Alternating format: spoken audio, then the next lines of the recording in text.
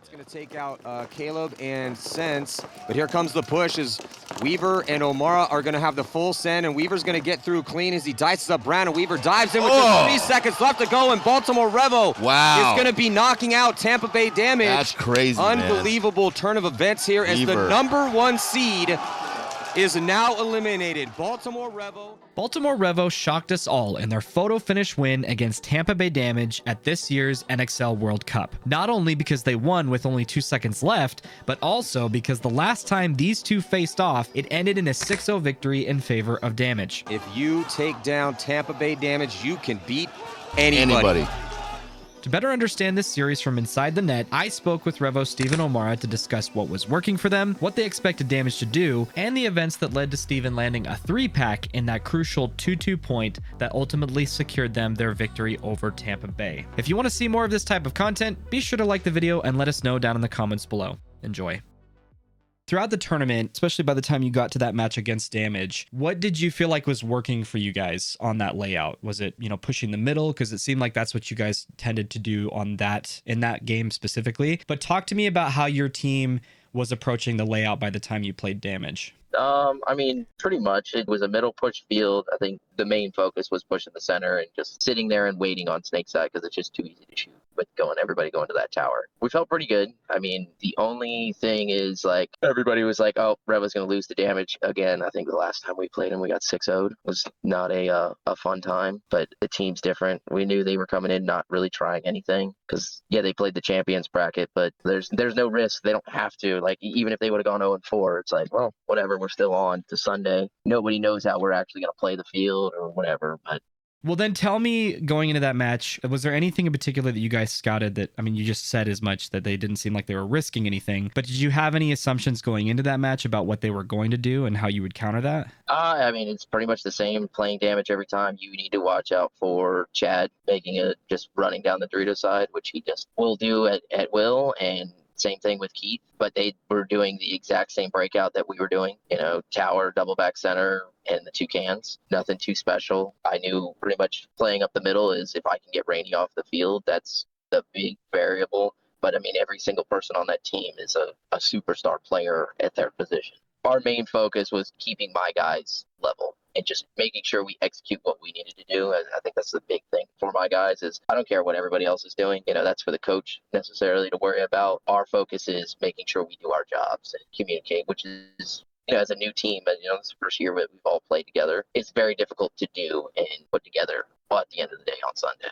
Okay, so then tell me a little bit about the Dorito side, because like you said, you guys had the same breakout as Damage. Pretty much everybody had the same breakout as that. It was a lot of double stack the home, like you said, the Landry logistics, like Snake Tower, stopping the Snake. And then a lot of times people were stopping at the Dorito side can and then shooting cross, which it felt like at that point, the only person that was stopping the Doritos was the home player who was double stacking. And in that point in particular, on the 2-2 point, you were shooting towards the Dorito side and it looked like you were the only one that was holding that containment, at least until you could get somebody into that like lay down door on the Snake side to shoot cross. And so talk to me about that shot, because you killing Jason there when he was moving up, which I assume that was you. It looked like you were the only one looking that way.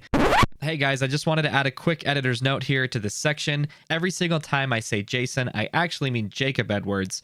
And in hindsight, looking at the footage, I'm pretty sure it was Benny Carroll who shot Jacob as he was trying to move from the Dorito Tower up to the wedge. I could be wrong, but in any case, I just wanted to correct the record. But that death on their part was really key for you guys. Yeah. I think I threw a couple over the brick and hit Jacob going forward, but I'm really not sure. It could have been me, could have been Benny on the heads up, who knows? Because the tower and the can are in line with each other. Well, certainly whoever it was, it looked like shortly after it opened up you to push up to the center. And I know that in that series, you and Rainey had a battle. I think the first point you'd accidentally got caught. It might have been the second, I can't remember, coming around the wedge. Yeah, first point I got Rainey just hanging out low, and then I tried to do it again and got shot by Jason from the tower. I don't know if he shot me directly, but I was wrapping the door and somebody started shooting the pin, which Rainey did earlier, but then Jason did it to me and it smoked me right in the tank. And then I believe the third point, Rainey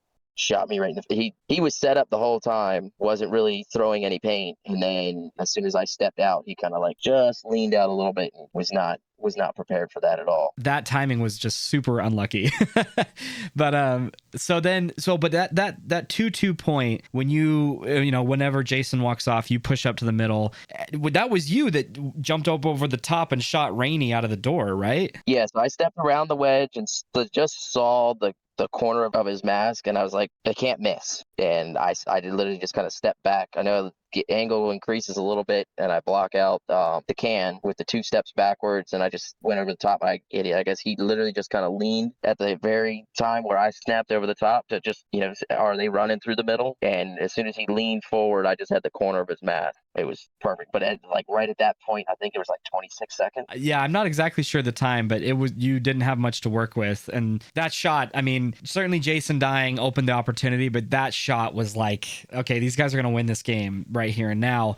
Chad gets out wide on the Doritos, which you were aware of. Did you hear the call out, or did you see him out of the corner of your eye? And then that was the coffin nail, I think. I mean, shooting Rainey is one thing, but Chad not being in the backfield was actually, I think, what cost them the point. Really? If he would have stayed in that first Dorito, nothing would have happened. Nothing. I wouldn't have been able to go forward, or we wouldn't have got to the buzzer, basically. But yeah, Chad, I think Benny got out wide, or Benny or Henry got out wide, and he just basically went to match him. And if he would have just stayed in his bunker, I would have got shot going across the field.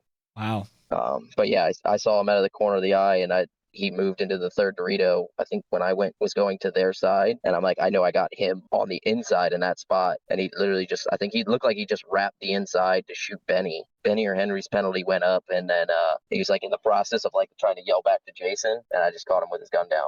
Yeah, you absolutely roasted him. It was, again, another very timely kill.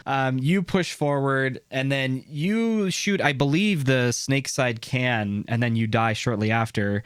And you were calling for what looked like a penalty. Tell me what we couldn't see on the broadcast very well. What happened in those final moments of that match? What was going on? So I could see Keith, and he was still shooting like the gap for like their Dorito. I could see Keith as I was coming forward, and I saw that Jason was shooting Snake Way. So I saw Keith's arm, and that's why I slowed down to shoot him. I shoot him 2 or 3 times. And then I adjust my gun to go get Jason out of the back center, and he shoots me in the ear. And I'm just like, yeah, no. I took 2 steps, put 3 paintballs on him, and just gets shot in the side of the ear. But I see Elliot running through right afterwards. Elliot actually shot Jason before I got there, because Elliot and I, right before I shot Chad, I think Elliot moved into the other wedge across from me, and I say, we got 20 seconds left. And I mean, I'm sure everybody knows Elliot was definitely MVP for us at World Cup. He played amazing in the middle. It was incredible. Yeah.